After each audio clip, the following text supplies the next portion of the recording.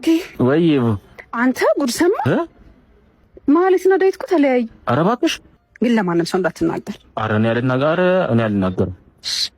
ሄሎ ወይ ጉድ!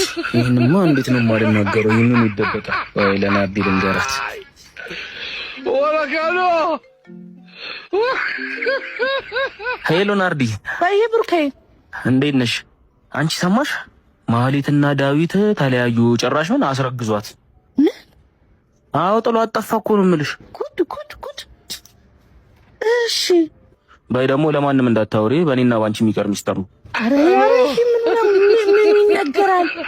አቤት ሄሎ አንቺ ዳዊትና እኮ ማህሌት ተለያዩ። አረ እባክሽ እሱ ምን ይገርምሽ?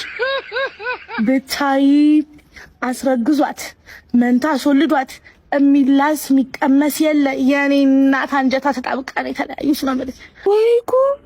ምን አይነት ሰው ነው? በስማ እርምዬ፣ ለማንኛውም ግን ለማንም እንዳትናገርሽ። ለአንቺ ሆነሽብኝ ነው እንጂ የሚነገርም አይደል። ኧረ እኔ ለማንም አልናገርም። ግን ምን ተብሎ ሲጀመር ስለሱ ይወራል? በስማ በይቻው እስኪ አለይፋን ነው ነግራት።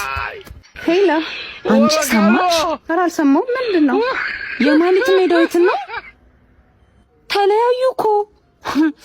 መለየታቸው ምን እንደሚገርምሽ ብታይ 4 ልጅ አስወልዷት ጥላት አልጠፋም መሰለሽ። መጥፋቱ እንዳይገርምሽ ይባስ ብሎ ደግሞ ሄዶ ሌላ ሴት ማግባቱ፣ ከማግባቱ ደግሞ ማለት ነው ልጅቷ ራሱ በህይወት የለች፣ ሞታለች ነው የምልሽ።